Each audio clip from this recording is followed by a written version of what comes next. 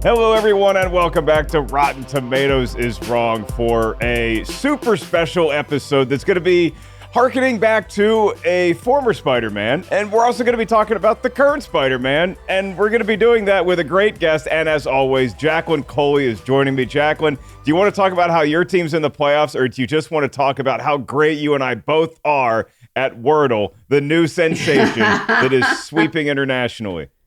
Actually, I want to talk about Wordle. I don't want to talk about football. Like I said, supporting the Green Bay Packers right now makes you feel like you need a shower afterwards. But Wordle is the bomb.com. Thank you for shouting me out that you joined it. I love that game so much. I will be the last person on it.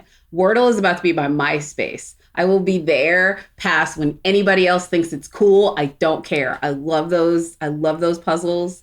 Five letters, and it helps mind. Well, see, I downloaded an app that said Wordle, and so I've just been playing like Wordle nonstop, and I'm like, how are people tweeting this? Why is everybody saying this is the one Wordle? And then Ash Crossan, our friend, sent me the actual Wordle that's only once a day from the UK, and so now I'm playing that one, and that's when you get to tweet, but I'm still practicing Wordle on the side a little bit, and I don't want to brag, but I have to say this.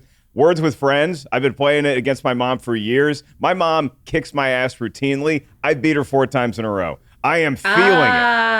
Oh, I see. This is a way for you to level up with mom. This is how I get my revenge with that Wake Forest University degree that's gathering dust in the closet. Is Words with Friends. We have a friend joining us today. We usually have friends, and we also have a friendly neighborhood Spider-Man that we're going to be talking about. It may not be the current Spider-Man, but we may get to that Spider-Man because there's a whole lot of Spider people in the new movie Spider-Man No Way Home. That movie will be spoiled, by the way. If you're listening to this episode and you haven't seen No Way Home, we're going to be talking about some of the plot points in that, as we are with the movie that we're here to discuss today, The Amazing Spider-Man 2. Quick refresher, that's the one with Andrew Garfield and a whole bunch of villains. Came out in 2014, directed by, accurately titled, Mark Webb. And the movie, 52% on the Tomatometer. So that is in rotten territory. I like to call it fresh adjacent, Jacqueline, but it is rotten. Now, it does have a fresh audience score of 64%. So 64% audience, 52% of the Tomatometer. I want to give a shout out to a couple fans who really wanted us to do this episode, and that would be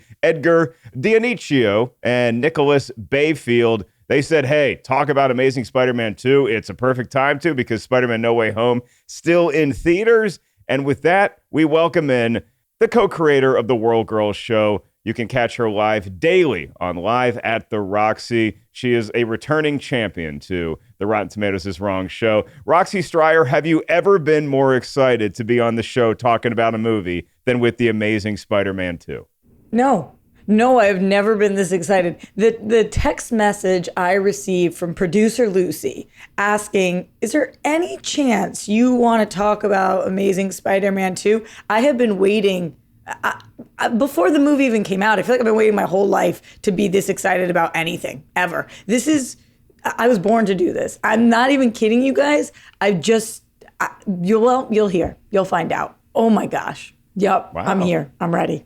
All right. Do you have an inkling as to whether Rotten Tomatoes is right or wrong about that score? 52%, which is rotten, Roxy. This is the worst that the critics have ever done ever in life. Rotten Tomatoes is so wrong on this one. I think that we are wrong by we're off by almost 40 points. Like we are so wrong on this one that I think everybody should get their critic card revoked, and you should have to take some kind of test so that I know that you are a person able to watch movies, if that's what you think that this score should be. This rewatch was fantastic for me because back in 2014, Jacqueline, when I was reviewing this movie with my Schmoes No cohort, Christian Harloff, I distinctly remember liking the movie and giving it a fresh review. I think I gave it like 3.5 out of 5 Schmoes. So watching it now with the lens that I have today, I still don't think it's a terrible movie, but I think that 52% is pretty much right on board. I wouldn't hate it if it limped into fresh territory, like 60%. So I might go between the audience score and the Tomatometer for this. So some quick math, that'd be what? 58% is what I'll say. So it's just short of fresh, in my opinion. What say you? Ready to load up everyone listening? I'm going to load up the hot take cannon real quick because this movie is trash. And I haven't said that, I think, since the last time Roxy Striar was here, but I watched it again, and it is a testament to his acting and ability that Andrew Garfield has a film like this on his filmography and is probably going to waltz his way into an Oscar this year because, oh my God, is this bad? Like, it's embarrassingly bad in dialogue, in plotting, in physics and sense. Like believability, like there's nothing about the Spider-Man that makes sense to me as a viewer, as a lover of Spider-Man, and as a person who uses the English language.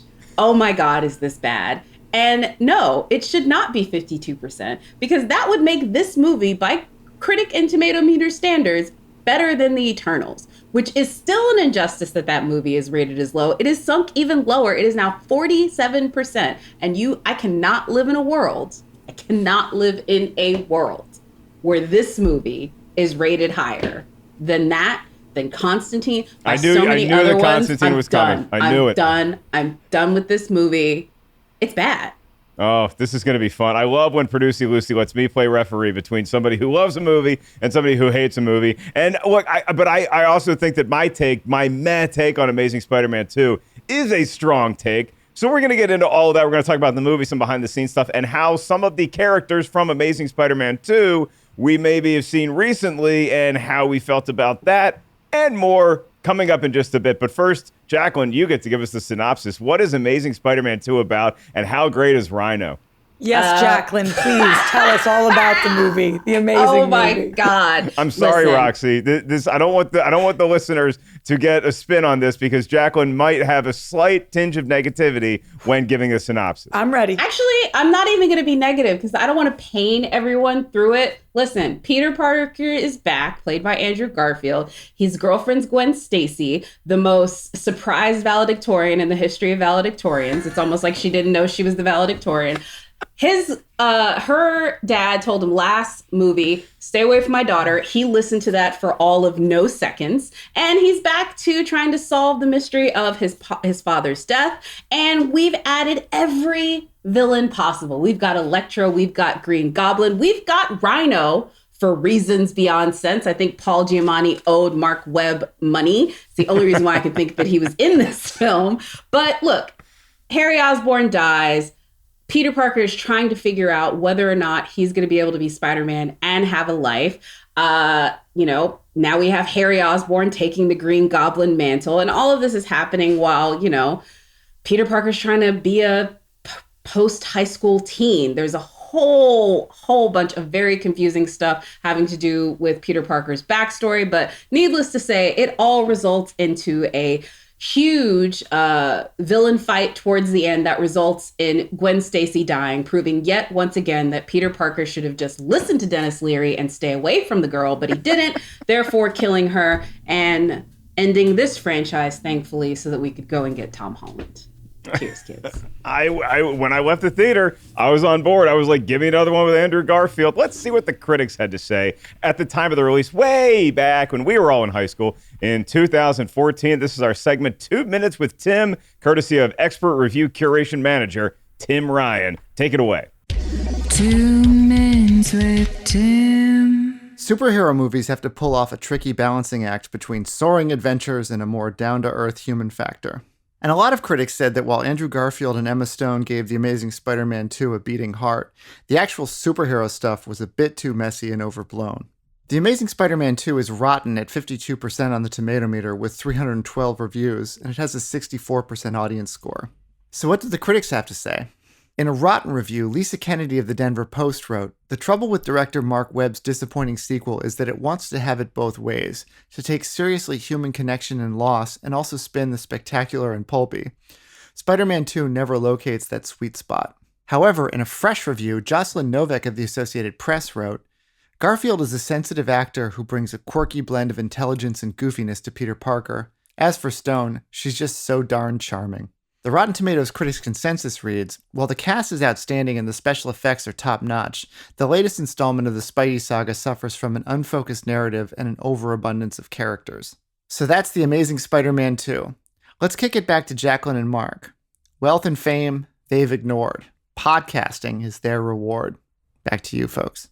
Aww. You are very accurate as always, Tim Ryan. And before we get into movie talk, Producer Lucy, I want to bring you in here because I know you're a big Spider-Man fan. How excited were you to tell Roxy the news that she could come onto the show to do Amazing Spider-Man 2? That must have been a fun moment. Oh, I was very excited. I had remembered that she was on our very first episode, Spider-Man 3, was it? Yeah. Which is still one of our best performing episodes. So when I found out that she actually loved this movie, I was very giddy. I think I squealed, embarrassingly. But yeah, no, it was perfect. I feel like it's a good, like, full circle moment for us here today, you know? All right. Let's complete the circle of love and of life with movie talk.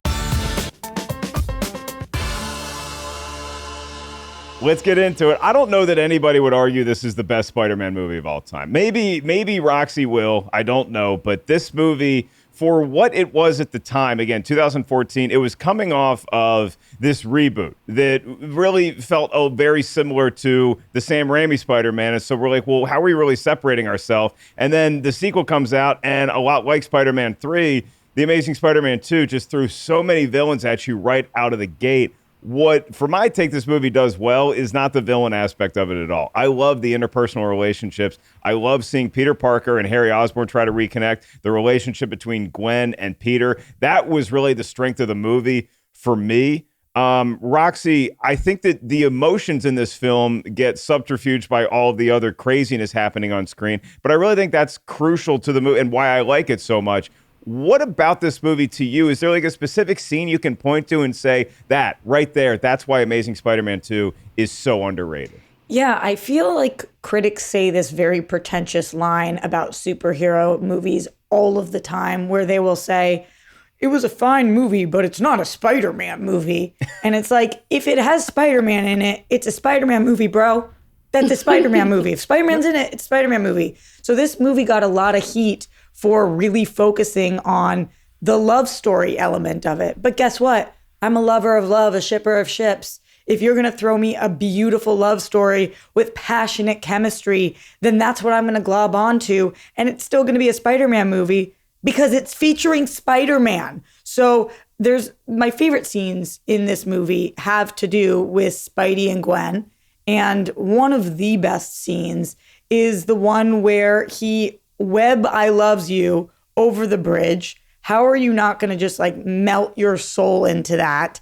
She's going away and he takes her in his arms 3,000 miles high. I don't know how high a bridge is. It can't be that high. 300 feet high, however high they are up there. And he says, wherever you go, I'll go.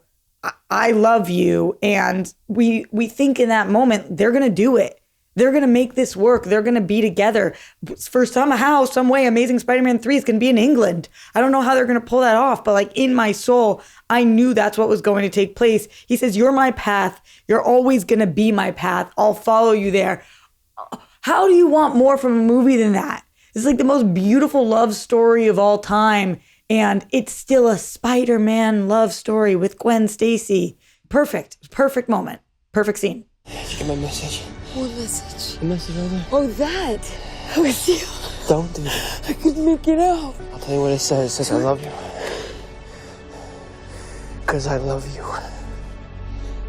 And no offense, but you're wrong. You're wrong about us being on different paths. We're not on different paths. You're my path. And you're always going to be my path. Got that scholarship to Oxford, and she's going full bore. Spider-Man got to follow it. Now, look, I will say this. If you go to London, really all Spider-Man needs to do to be Spider-Man is be in a city with a lot of tall buildings so he can do his web shooting. There's Big Ben. There's the Tower of London. There's a lot of stuff that you can web off of in London. So if you're listening to this podcast and you're not watching it, you are missing a show right now because as Roxy's describing this, I'm having a blast watching Lucy literally make a heart with her hands and watching the amount of eye roll from Jacqueline I have not seen since I woke up this morning and Molly the Wonder Dog gave me the same exact look. Jacqueline, you don't think this is the greatest love story of all time? No, No! And Spider-Man doesn't think it's the greatest love story of all time. Gwen Stacy was always a side chick in the way, and the only thing that elevated her was her death. Okay? Sorry, Emma. I know that you and Andrew were great, and you had amazing chemistry, both on and off screen. Not trying to diss on that. But it's the idea that they jammed this in there. You know what this reminds me of? It reminds me of, I think, the third X-Men movie, where it's like, okay, I see you guys are trying to set up stuff, but Gwen Stacy dying the way that storyline plays out, first of all, doesn't work as well when you haven't really introduced MJ. So they've already taken away half of the reason why that storyline worked. It was a weird choice to have her be the lead interest. I think they mostly did that just to not look like they were being a complete cash grab when they rebooted the series 5 years after the first one. They wanted to try and make it different, but they really didn't even give it start with the love triangle. So she got shortchanged all the way through. Let's be honest and keep it real. And yeah, it's not the greatest love story. Everybody was sitting there being like, but where's MJ? Well, it's funny because I wasn't wondering where MJ was, and I did take that casting of Emma Stone is playing Gwen Stacy as opposed to Kirsten Dunst playing Mary Jane, the love interest in the Sam Raimi Spider-Man movies. I kind of looked at that as just like the studio being, hey, we need to separate ourselves. We know it's a different Spider-Man. We're going to have some different villains, but we need to put somebody else in. Let's do the Gwen Stacy angle instead of the Mary Jane angle. Now, if you look at Amazing Spider-Man 2, a lot of the headlines are Jamie Foxx is Electro and Paul Giamatti is Rhino and Dane DeHaan is the Goblin. But my favorite parts, and I'll give Roxy credit on this, rewatching it this week, were those just quiet, intimate, funny, young love moments between Gwen and Peter. And the one, it's not like the I love you in webs. It's not when they're at graduation and he sees her dead dad staring daggers at him, who's reminding him, hey, I told you, get away from my daughter. It is, there's a moment where Gwen is being chased by security at Oscorp, and she's running around and she's trying to get away from these people who are onto her because now she's onto what is happening at the building. So she has to hide in a closet, and who shows up to help her into the closet? It's Peter, and they've already broken up. But now they're not really broken up, so it's a will they, won't they kind of thing. And it's just such a fun romantic comedy kind of moment that I really enjoyed watching. Their interplay and their chemistry is the highlight of this movie for me. It has nothing to do with and I love me some Jamie Foxx. It has nothing to do with any of the villains. It has nothing to do with any of that stuff. This is the maintenance closet, Gwen. This is the most cliched hiding place you could have chosen. This is the stupidest hiding place. Take us to the Bahamas of hiding places. Listen, I gotta talk to you about England, I guess, because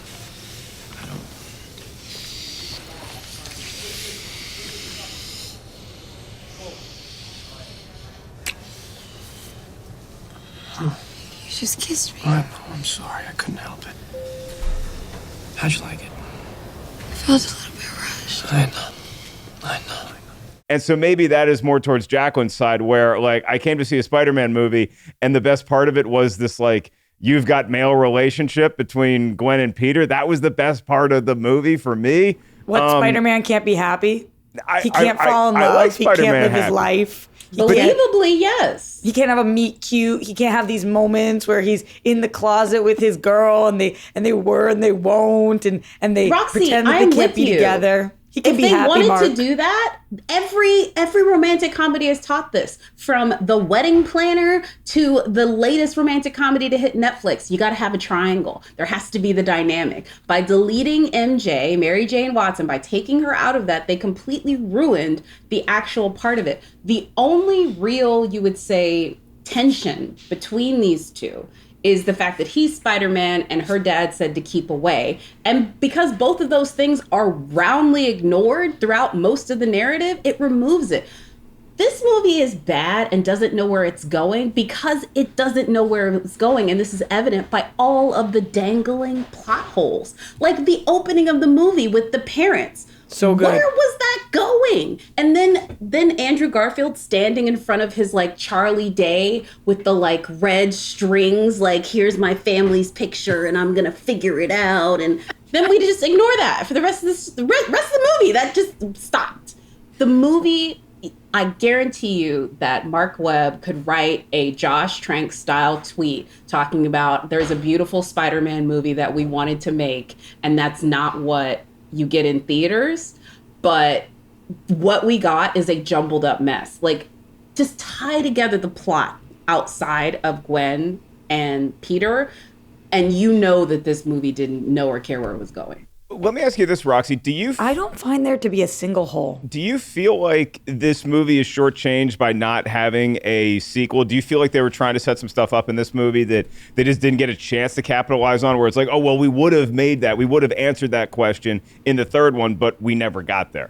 It can't be a feeling, Mark. That has to be a fact, right? There's no way. They've talked about this, that there definitely was going to be a third movie. We set up for a third movie. We clearly are hinting at Sinister Six. There's a lot of plans that they had for the future that we never got to get to. But even with all of that, this was a full, complete movie. When you think about the fact that there isn't this love triangle, which, by the way, really toxic trope that I would love for us to steer away from in rom-coms. But in this movie, there is a love triangle element, and it is the fact that they can't be together because it is too dangerous for her. And guess what? His worst nightmare comes through. It was too dangerous for her. She dies. And the fact that this movie was willing to go there, unlike any other Spider-Man movie, yes, we've had some extreme losses in Spider-Man movies, but this being the biggest one, the love of your life is dead.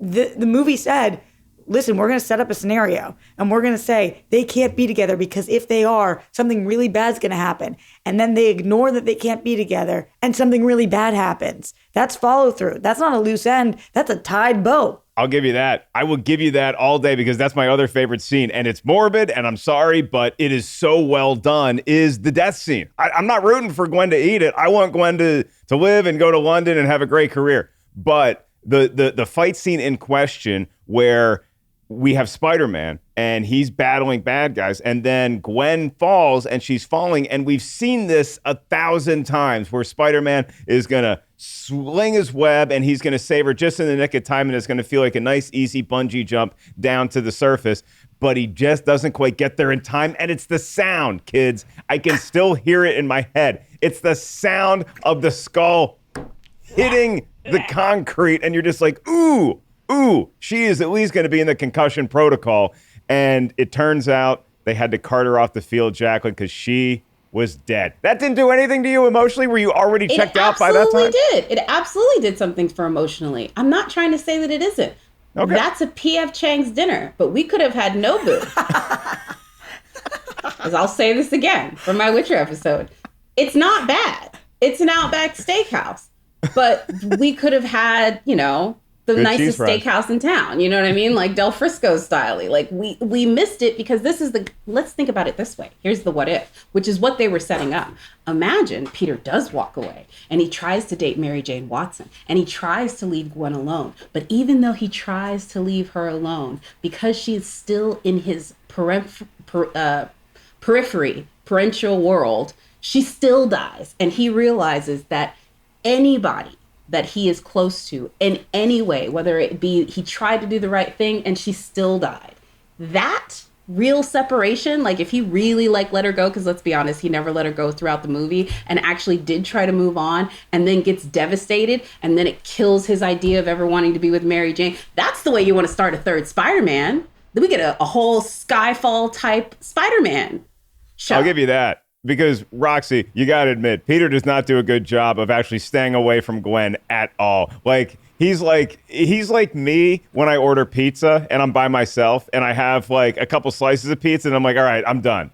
Or it's like the pie that Jacqueline made for me for Christmas, which is gone, by the way, now. And I had 2 slices of pie the first night I got it. And then I was like, all right, I'm putting it away. And then I kept going back to the pie and I could not resist going back to the pie. Peter Parker could have done a better job of actually letting Gwen Stacy be. And it feels like Gwen was going to be doing just fine. I think that Peter the guy's responsible for her death. But is that kind of an appeal to you, Roxy, that now it's this darker superhero that has all of this track record of sadness and gloom around him? I think in the words of my girl, Gwen, Mark, nobody makes my decisions for me. And that's the stronger choice in this movie. I am so sick of watching Lois Lane over and over and over again.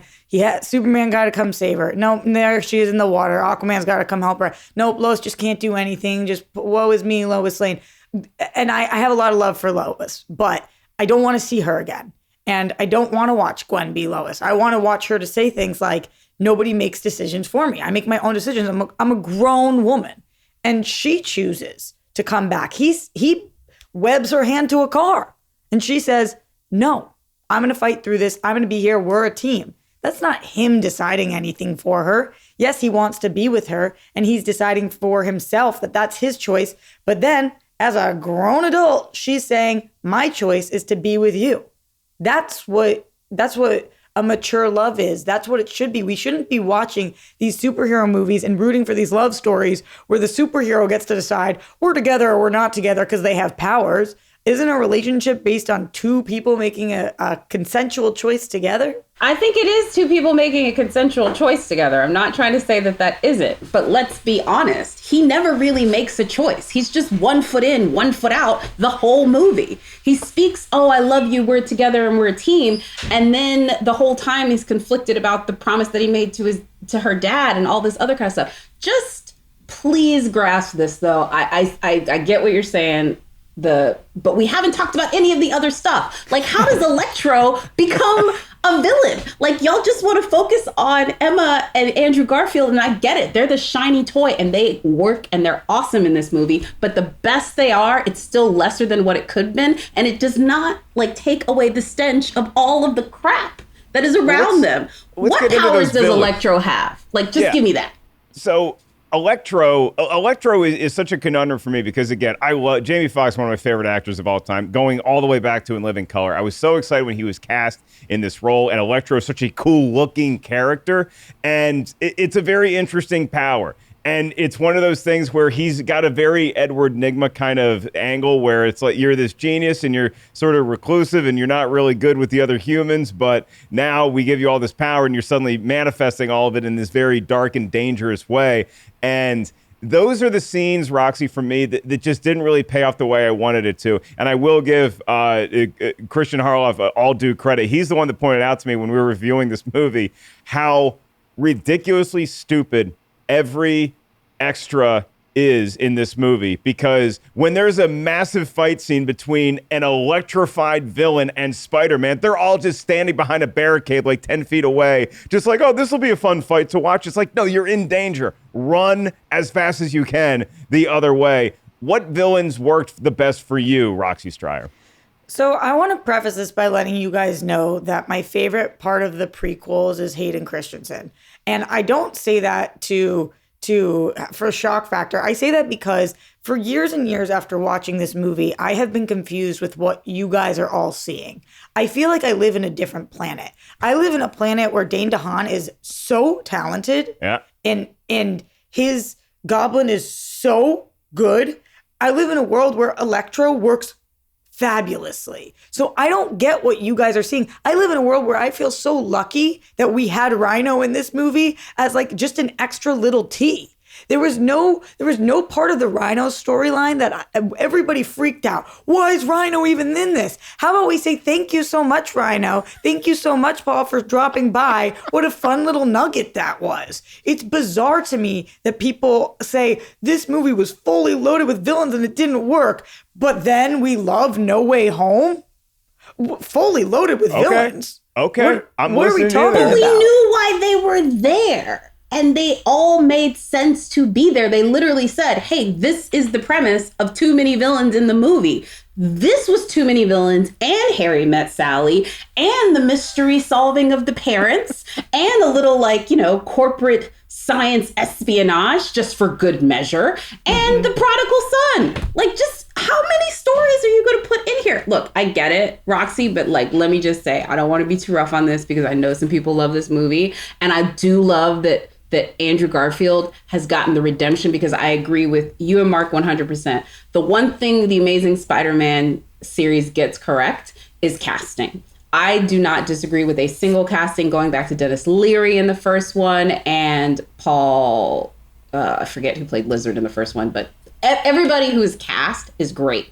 They just didn't give them any kind of a coherent plot to portray these characters. Like, it just, Paul Giamatti as Rhino was funny, but like the idea that it was necessary is just, I'm sorry.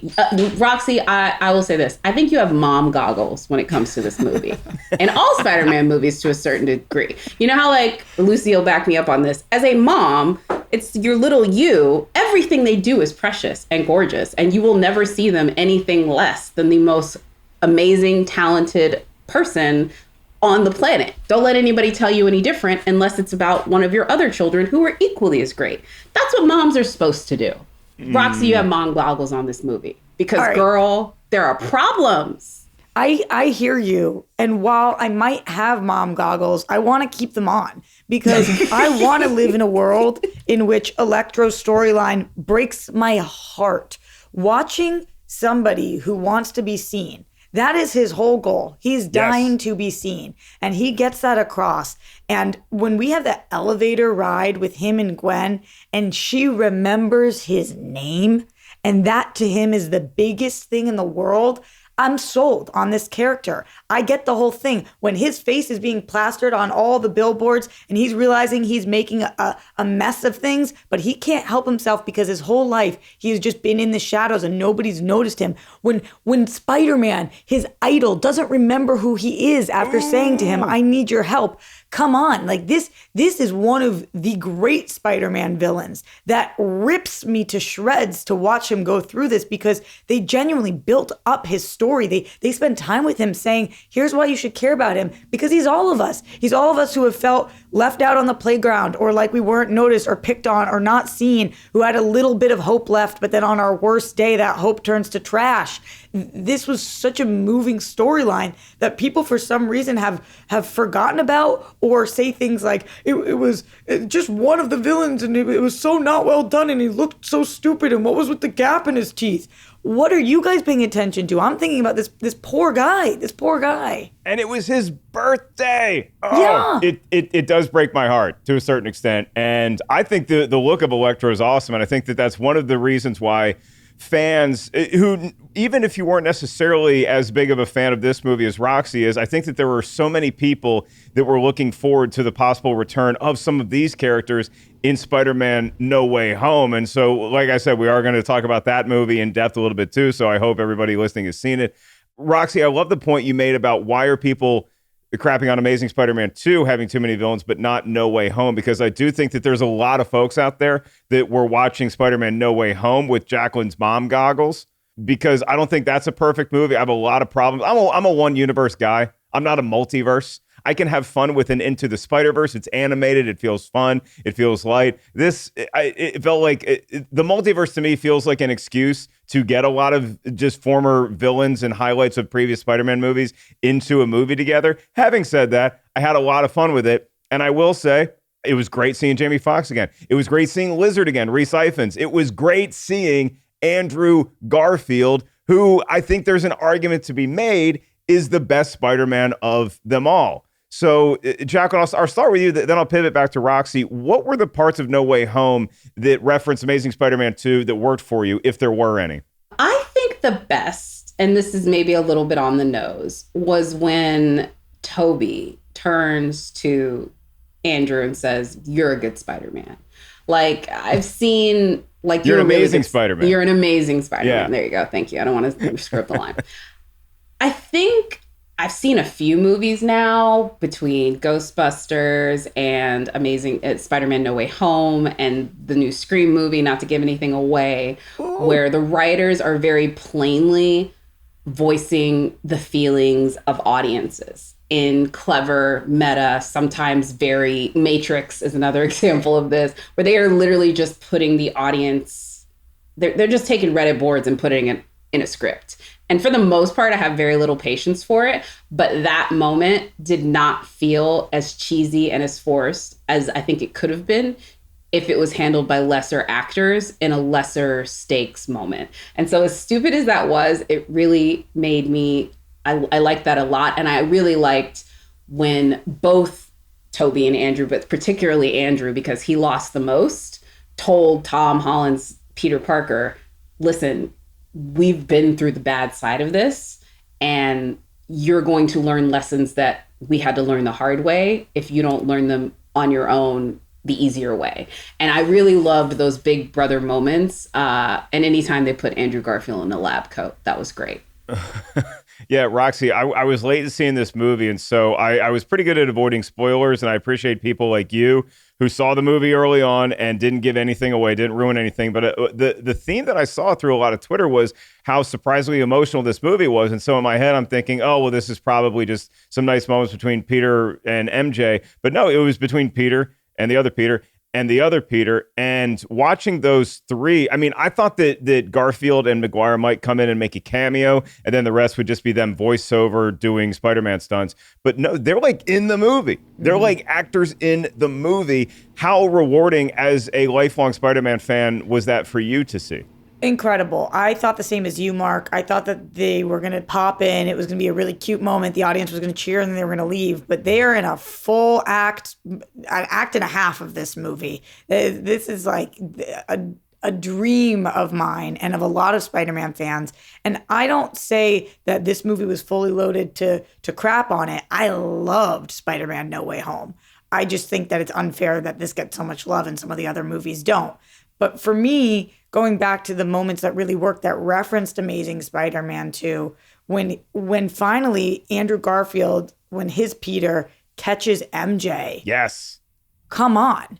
I mean, if you haven't been waiting for that moment, especially after talking about what you just talked about, Mark, that sound that's ingrained in our heads of her skull cracking on the ground and her body going limp. And when he catches MJ, we feel that redemption. We feel that moment of, oh my gosh, this is what he's needed to move forward. It's really cool. And the other moment that really got me is when he says, Peter 3, because I've felt like that since I've seen this movie. He's always the third. When people are like, what's the best Spider-Man movies? And they're like, well, the Raimi ones are the best. Oh no, I love the Tom Holland ones. Listen, I love every Spider-Man movie that's ever existed. I'm not gonna say anything bad about a Spider-Man movie. But Peter 3, there he is again, Peter 3. And you just feel for Andrew Garfield, who is a beautiful actor, a brilliant performer, who is always touted as Peter 3. I closed my eyes when MJ was falling and Garfield's Spider-Man went to go catch her, because I'm like, if I hear this sound effect, I'm leaving the theater. I closed my eyes, and so I didn't hear anything like that. And I opened my eyes. I was like, oh, good, she survived. It was a nice redemption moment. I will agree with you there. I wanted. With the villains in No Way Home, I still felt a little bit like the villains in Amazing Spider-Man 2, where I think it would have been cooler to focus on one or the other, because there was, at Roxy, as you said, there's so much there with Max and it becoming Electro in that storyline. That's its own movie. There's so much with the relationship between Harry and Peter. That could be its own movie. And then we have angry Paul Giamatti, who, again, I can't stress this enough. Rhino is he might be the most angry character I've ever seen in any movie ever. He is so upset, particularly when he's behind the wheel of a huge truck. But it was the same thing in No Way Home, where once again, Jamie Foxx is back and he's great as Electro, but I didn't get to sink my teeth into that character at all. And so I was a little bummed about that. I get it's the multiverse we're opening up and everybody's there for a quick hello and goodbye, but I wanted to see more. I still don't feel like Electro has gotten the justice that he deserves, if that makes sense. It was nice when he kind of just looked like normal Jamie Foxx, though. And there's the one line like, oh, your look's changed. I think that was just a nice little moment for the audience who has been ripping apart the teeth and the hair for so long. I was glad for Jamie Foxx that he got to be Electro looking like Jamie Foxx for 1 minute. So even if it was just that, because I agree with you, Mark, I would like an even more fleshed out version of him. But even for just that moment where he gets to be like, see, I'm just a villain, man. Can you stop making fun of the teeth? That wasn't my call. I'm just here. So let me do my villainy thing. Good enough for me. Last take on Amazing Spider-Man 2 before we move on to some behind-the-scenes stuff. And in that behind-the-scenes talk, I am going to ask y'all who your favorite Spider-Man of all time is. So just be prepared for that. Any other scenes that we need to get to in your estimation, Jacqueline Coley? I think that's good for the scenes on The Amazing Spider-Man, other than, why is Aunt May a nurse? Do we ever answer that too? There's just so many. There's just because she's got to put him through school. She's got to pay for everything. It's because Sally Fields is an Oscar-winning actress, and they needed to give her more to do. God, talk about. I mean, that's cool. I know we debate the best Spider-Man of all time. There's really some good arguments to who's the best Aunt May of all time, because they're all great. They are all fantastic. Very true. Very More true. on that in just a sec as we transition to behind the scenes. At the time, I don't know if it still holds this record. I imagine it's got an outside shot of doing it. This was the largest production ever to shoot in New York City, which is saying something. And when you watch the movie, I mean, you see all these elaborate setups of Times Square, and it's a great New York feeling movie. I think something like 3,500 extras or something like that total. And again, a lot of those extras act like complete morons in the actual movie. Kids, if you're listening to this show and you see two superheroes or supervillains fighting each other in the street, do not watch. Do not get your cell phone out and run the other way, because there's going to be a lot of collateral damage. I cannot stress that enough. Now, we also have rumors that now we have all these villains back. Are we going to get a Sinister Six movie? What's the spinoff movie? Roxy, what would be the next iteration of a Spider-Man movie, or like a spinoff Spider-Man character movie that you really want to see? Is it another Venom? I know you're a fan of that franchise as well. Do you want to see Gwen Stacy get her own backstory? What do you want to see next out of a Spider-Man flick? Ooh, gosh.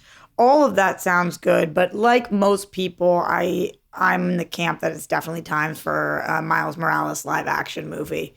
That would be so freaking fun. And there's so many mentors that he could have now if we want to bring Peter into that universe. There's just so many of them. There's this amazing moment in Amazing Spider-Man 2, actually, where there's a little Spider-Man that comes out, right? And I was just thinking, how cool would that have been if when he takes off his mask, he's like a little Miles Morales, and then later on we bring him back, and but that's not what ended up happening there. But some kind of a mentor-mentee movie between the two Spideys would be incredible. Okay, Jacqueline, you buying a ticket to that movie?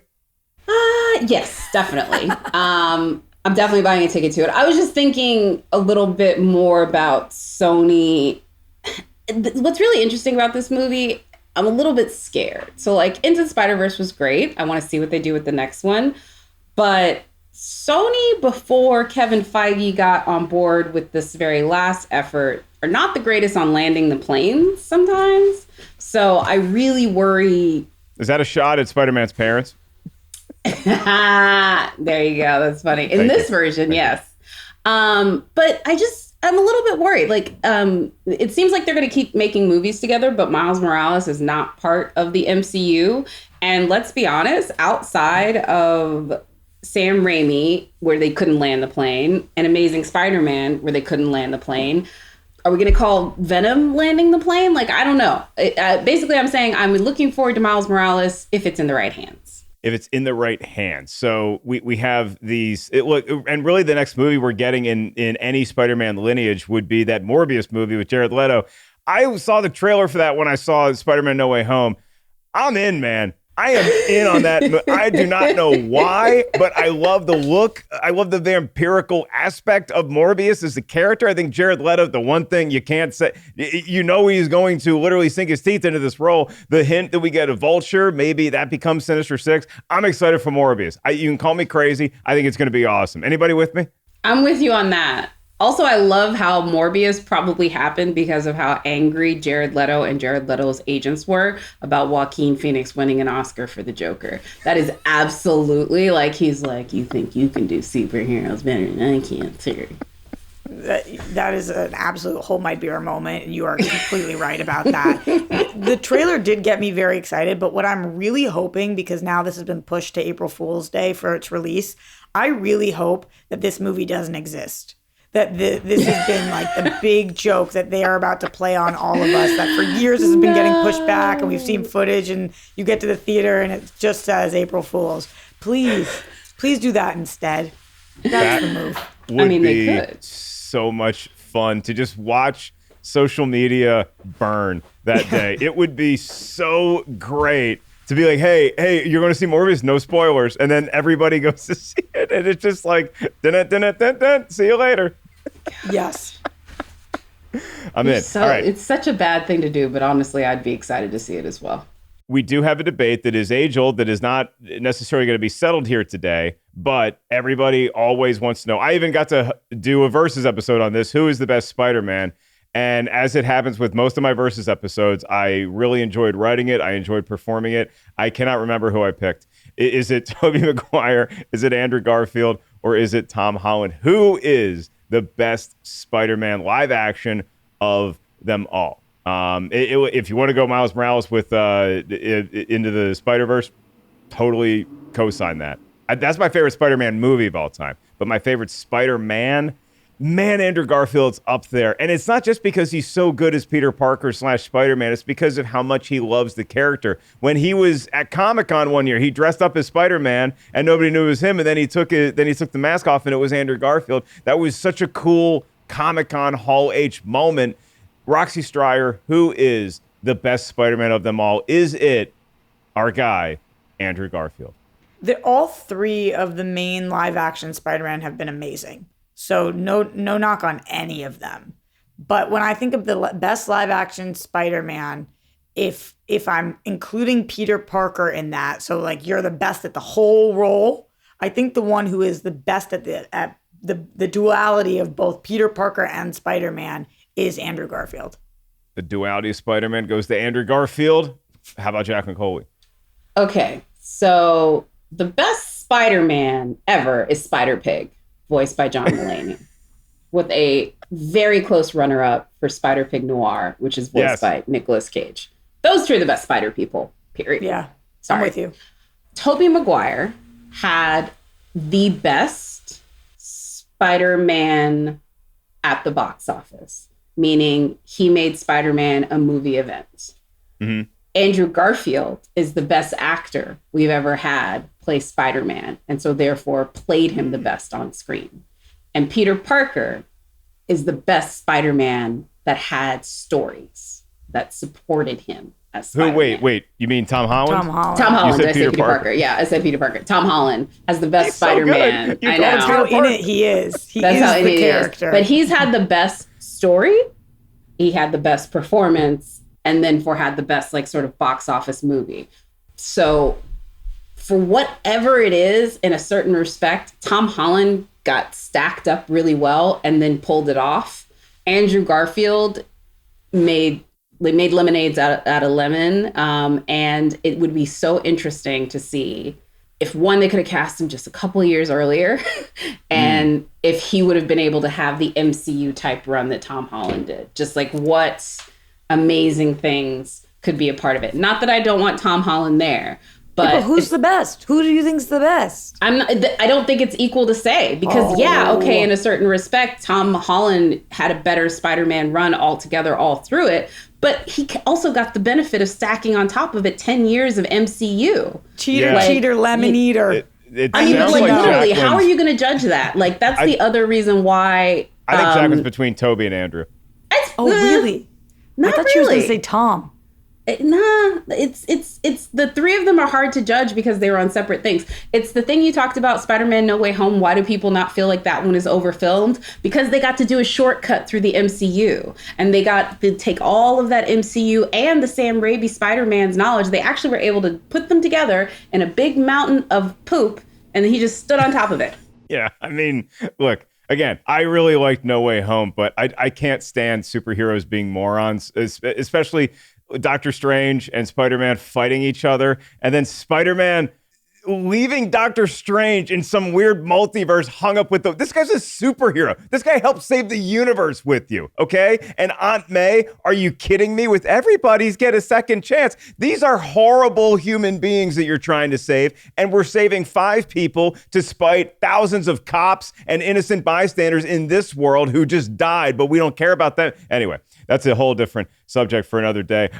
This has been such a fun episode, and it's been so enjoyable to have Jacqueline, who maybe isn't the biggest Amazing Spider-Man 2 fan, and Roxy, who is a huge supporter of it. I love these kind of conversations because it proves we can all be civil with each other, even as we disagree about something as vitally important as Spider-Man movies. Roxy, thank you so much. I know you have a huge year coming up. I am so excited to enjoy it with you. What are you most excited about for 2022, and where can all the kids out there find you?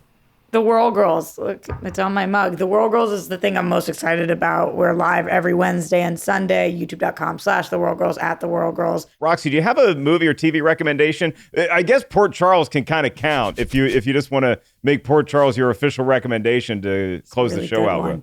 It's really good, but I think the show that really wowed me is the final season of Search Party. Y'all know about Search Party? I've heard about it. I have no idea what it is. All right, I'm an Arrested Development fan. I will watch anything that maybe is in. That's me too. And so true, so same. But Search Party is a show that is now on HBO Max. It had a whole weird journey to get there, but it is in its 5th season, and it changed genres every season. It was like a murder mystery show, and now it's turned into an apocalypse show. And I can't believe that this is how they did it, but it's a really great look into millennial culture and the downfalls of millennial culture, and it's hysterical and dark, and I can't recommend it enough. Search Party. And now it's all out, so you can binge the whole thing. I know we like to do that here.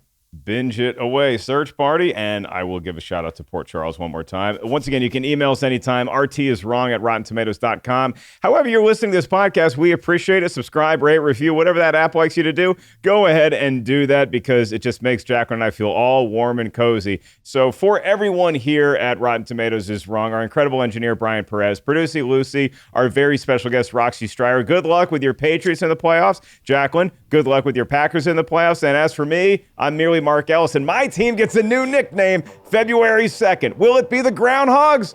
Will we see our shadow? All that and more next time on Rotten Tomatoes is Wrong.